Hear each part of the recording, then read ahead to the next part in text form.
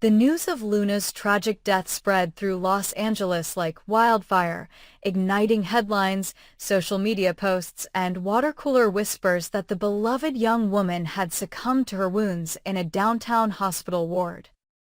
Grieving fans left bouquets at the entrance to Forrester Creations, candlelight vigils flickered beneath rain-spattered umbrellas, and every news outlet clamored for footage of Steffi crumpling into Finn's arms, of Ridge staring into the sky with haunted eyes, of Brooke whispering prayers at the hospital chapel. Yet behind the scenes, the truth was buried beneath layers of deception. Luna, though shot in a daring ambush meant to silence her, had never truly died. At the dead hour of night, when monitors were dimmed and the staff's attention thinned, a convoy of unmarked black SUVs rolled through the hospital's service entrance.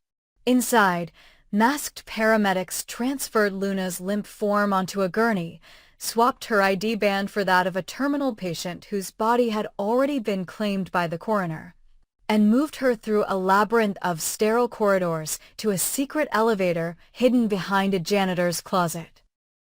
There, the doors opened not onto the morgue, but onto a clandestine medical wing, staffed by a team of experts loyal to a cause known only to one conspirator, a surgeon handpicked by Luna herself, sworn to save her life and preserve the illusion of death. Under glowing surgical lamps, torn flesh was repaired, shattered bones were set, and painkiller drips kept her unconscious for the long hours needed to seal wounds both physical and psychological. When she finally awoke, wrapped in crisp sheets and surrounded by unfamiliar faces, she learned the full extent of the charade. Sheila had intended to use the spectacle of Luna's demise as a weapon of absolution, to cleanse her own slate of every crime and betrayal by staging a martyrdom that would distract the police, the press, and the public. With Luna dead, Sheila would emerge as the anguished matriarch, exonerated by loss, free to manipulate insurance claims, hush money, and sympathetic jury pools until every thread of her guilt unraveled under a tide of forgetfulness. But Luna's spirit, that fierce, unbreakable core that had driven her to survive captivity, to endure betrayal, to fight for her child, ignited at the very moment of her rebirth. From her hidden sanctuary in a waterfront safe house paid for by an anonymous ally, she swore a vow beneath the hum of security cameras and the steady pulse of her Ford drip. She would tear away every mask, expose every lie, and rip the soul from the woman who had made her a ghost. Emerging from the shadows with a new identity, Elena Rossi, humanitarian and victim-turned-survivor. She embarked on a campaign of cat and mouse so intricate that even the most astute detectives found themselves chasing echoes. First, she planted whispers in tabloid circles that she had survived far worse than a bullet wound, fueling speculation that her death had been faked. Next, she leaked grainy video clips showing random women fitting Luna's description, filmed in cities as far-flung as Marseille and Mumbai, each sighting accompanied by a cryptic message, "I'm not dead, I'm coming." Meanwhile, back in Los Angeles, Sheila basked in the glow of public sympathy, granting tearful interviews in which she praised Steffi's unwavering support and Finn's medical prowess, claiming that Luna's birth injuries and subsequent mental breakdown had made her too fragile to survive surgery. She raised funds in Luna's name to build a pediatric wing at the hospital, announcing plaques and foundation stones that bore Luna's image, knowing that no one would question the sincerity of a grieving, money-hearted benefactor. As the weeks passed, Sheila's Machiavellian plot seemed unstoppable. Lawsuits against Steffi and Finn for malpractice were quietly dropped. Insurance detectives wrote off the bullet wound as a freak accident, and the district attorney, influenced by a flood of letters and press releases, filed to expunge all mentions of Sheila's involvement in Luna's shooting. But every victory for Sheila was a misstep in Luna's larger game. Undercover operatives loyal to Luna slipped into the Forrester compound on the pretext of floral deliveries and art commission pitches. snatching scraps of documents and overhearing conversations that exposed Sheila's back-channel negotiations with corrupt officials. Luna's tech-savvy allies hacked into Sheila's burner phones, capturing voicemail messages in which Sheila mocked Luna as the lamb I sacrificed for my redemption, and transcribed texts bragging about how the world would soon forget her crimes. Using these recordings, Luna built a dossier complete with annotated transcripts, time-stamped metadata, and voice print analyses that pointed proof directly at Sheila's campaign of fraud and obstruction of justice. Then, at the stroke of perfect timing, Luna orchestrated her grand return. A press conference was scheduled at the pediatric wing dedicating ceremony, the event Sheila had meticulously arranged to cement her status as the grieving guardian of Luna's memory. Reporters lined up beneath white tents, cameras trained on the podium where Sheila would speak, flanked by Brooke and other Forrester luminaries. As the mayor finished her speech, Sheila stepped forward, her face newly unlined from sorrow, her voice quivering with self-flagellation. But before the applause could swell, the large video screens mounted above the stage flickered to life with images that shattered the moment, footage of Luna, alive and walking through a hospital corridor just days earlier. Audio of Sheila's own voice captured on a hidden microphone, urging a nurse to expedite the death certificate and seal the deal with a smile. Digital maps showing the secret route through the hospital tunnels that had whisked Luna from death's door to her clandestine refuge. Gasps rippled through the crowd as Luna herself strode onto the lawn behind the dais, clad in a sharply tailored suit that bore none of the bruises and bandages of her former self, her eyes blazing with the cold fire of vengeance. In that lightning-charged instant, the shrine of lies collapsed. Sheila's face drained of color, her voice caught in her throat as the recordings played on loop. Steffi gasped and covered her mouth. Finn's jaw tightened with indignation, and Ridge lunged toward Luna as though to shield her, but Luna raised a single hand and motioned him to stay back, her gaze fixed on the woman who had traded her life for an insurance payout. Reporters thrust microphones forward, shouting questions in a frenzy. "How long did you plan this, Luna? Were you ever going to let Sheila get away with murder? Do you forgive her?" Luna paused only to deliver a line that would reverberate across daytime television and late-night commentary shows. "Forgive? No. Expose? Yes. And this is only the beginning." In the aftermath, police descended upon Sheila's mansion to execute warrants for fraud, conspiracy, and obstruction. Insurance companies froze her accounts. The hospital launched an internal investigation that implicated several complicit staff members, and talk show hosts replayed Luna's return ad infinitum. Yet Luna, true to her vow, did not stop there. She extended her campaign into a season-long duel of peril, anonymous tips that exposed Sheila's offshore holdings, a scathing op-ed penned under a pseudonym that laid bare the moral rot behind Forrester's philanthropic facade, tailored graffiti projects that plastered Sheila's image across city walls alongside the words "guilty as charged," and late-night deliveries of red roses to Sheila's front door, each bearing a single note. Every gift has its price. With every strike, Luna raised the stakes, daring Sheila to respond, to fight back, to prove who is the true architect of terror. Sheila, cornered by her own hubris, retaliated in kind. She hired private investigators to shadow Luna's every move, dispatched hitmen disguised as paparazzi to photograph her under false pretenses, and financed a smear campaign linking Luna to organized crime. She leaked doctored photos showing Luna exchanging envelopes with known criminals, secured a restraining order against Luna on grounds of harassment, and even accused her in a televised interview of seeking profit from her near-death spectacle. But Luna anticipated every ploy. Her legal team secured injunctions that protected her right to free speech.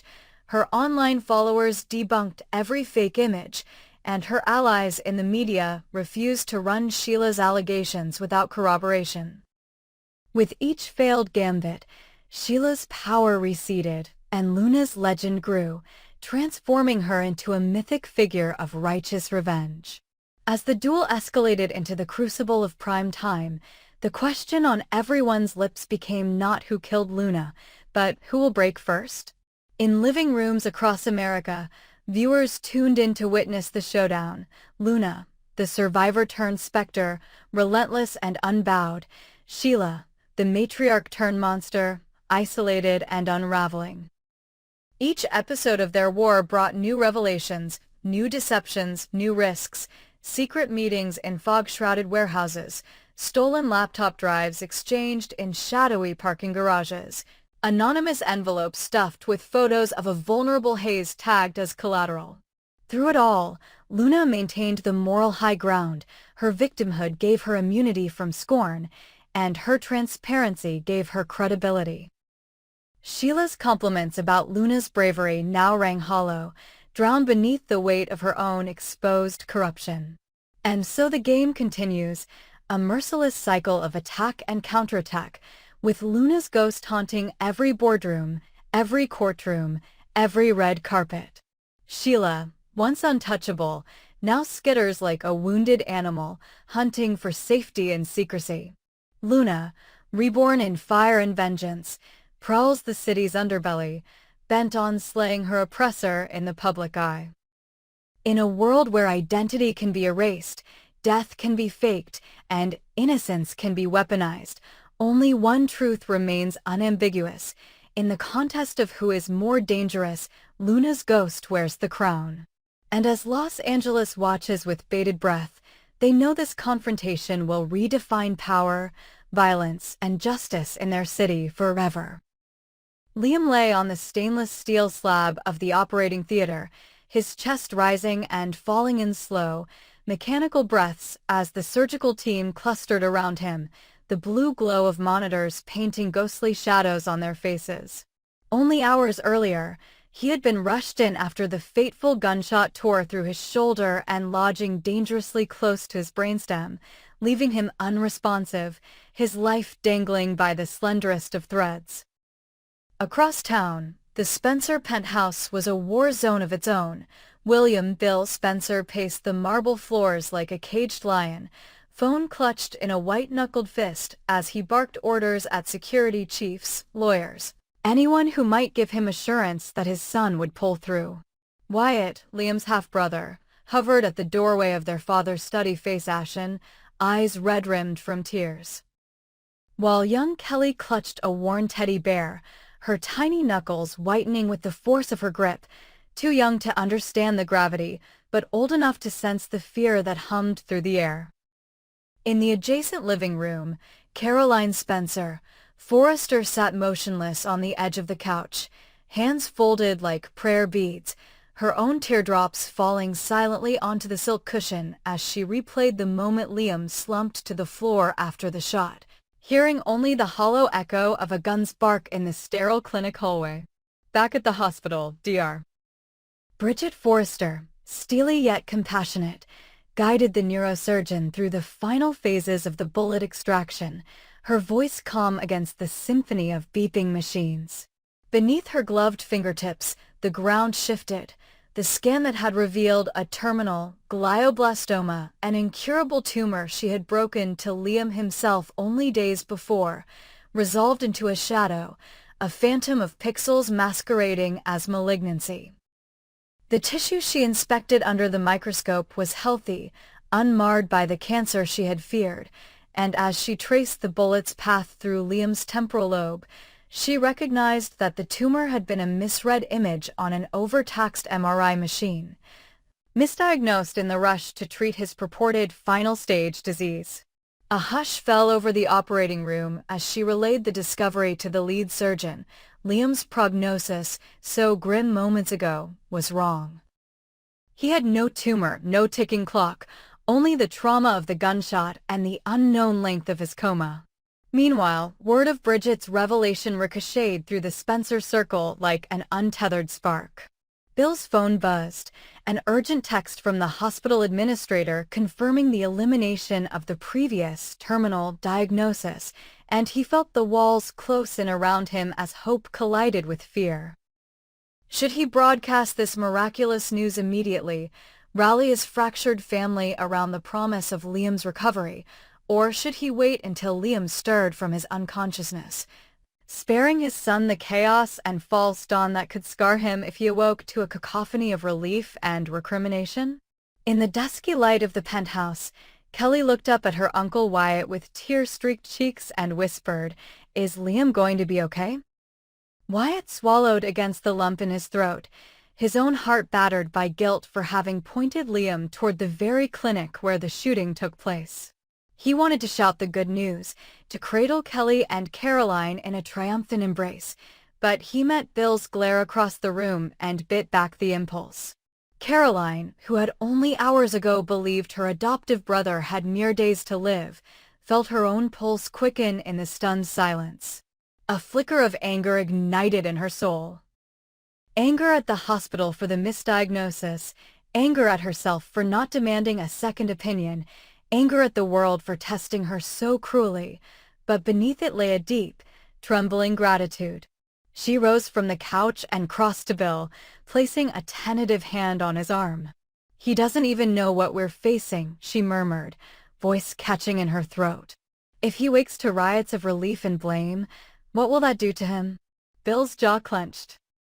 He wanted to tear down the hospital walls, sue every person involved, rewrite the rules of medical ethics, but at that moment, he saw the truth Caroline spoke.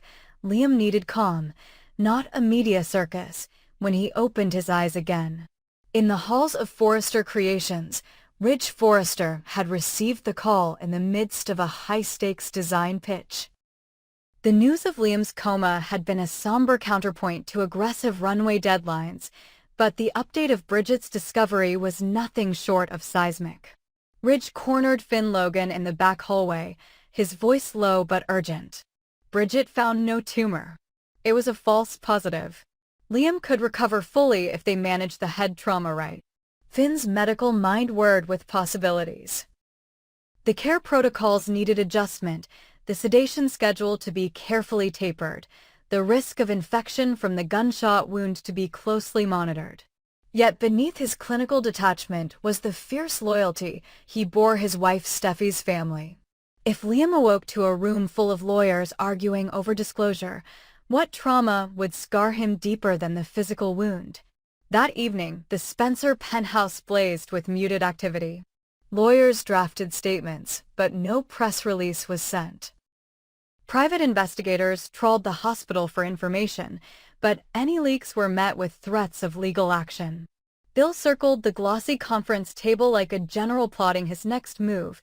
Team leaders from public relations, legal, and security arrayed around him. "We hold for now," he commanded. "Let Liam wake. Let him see us taking care of him, not see the world's vultures circling. Then we tell him what he needs to know." Wyatt shot a sideways glance at Caroline, whose lips pressed in a line of cautious assent. Kelly, curled against the sofa arm, murmured prayers into her teddy bear's fuzz. In the early hours, a nurse replaced the sedative drip with a saline flush. Bridget hovered behind the glass partition, heart knotted with anticipation as she watched Liam's vitals shift. Minute by minute, the flatline wiggle of his brain waves gained depth. Breathlessly, she monitored the slow ascent of his oxygenation, the subtle flicker of his pupils under closed lids. Down the corridor, Finn stood with Ridge and Steffi at the nurse's station, each of them trembling with the burden of hope. When Liam's fingers twitched once, twice, Finn exhaled a sigh that rattled his chest, and Ridge forced a grin that broke like dawn across his face. As the sun peeked over the city's skyline, Liam's eyelids fluttered open to a world transformed. At first, his gaze was glassy, seeking, but it soon locked onto Caroline's tear-streaked face, then Bill's weathered eyes, then Wyatt's hopeful relief, then Steffi's gentle smile, and Finn's reassuring presence. The cacophony of emotions and half-stifled sobs threatened to overwhelm him, but Bill extended a steady hand and whispered, "You're safe, son. Welcome back." And in that quiet moment, Liam's first breath free of machines carried the knowledge of both his mortal fragility and the fierce love that had fought for him in the shadows. Hours later, with Liam awake but still dazed by trauma, the Spencer family gathered around his bedside. Bill cleared his throat, the weight of decision heavy in his throat. "We have good news and bad news," he began, pausing as Liam's brow furrowed. Wyatt squeezed his brother's hand, Caroline winked at him encouragingly, and Bill met Liam's eyes. "The bad news is simple. You were shot, and you have a long recovery ahead. The good news is that the tumor you were told you had, it wasn't there. It was a misdiagnosis. You're not dying, Liam. You've got your whole life ahead of you." The words hung in the air like music. Liam blinked, the gears in his mind spinning, and then a grin broke across his face. The tremulous, miraculous grin of a man who had cheated death twice. Yet as laughter and tears mingled in that sterile room, none could foresee the ripple effects of the truth unearthed in the operating theater. For every ally reassured, there would be adversaries enraged by the secrecy, questions of liability, the reckoning with the fact that misdiagnosis nearly cost a life, and the moral dilemma of truths withheld and unspoken promises.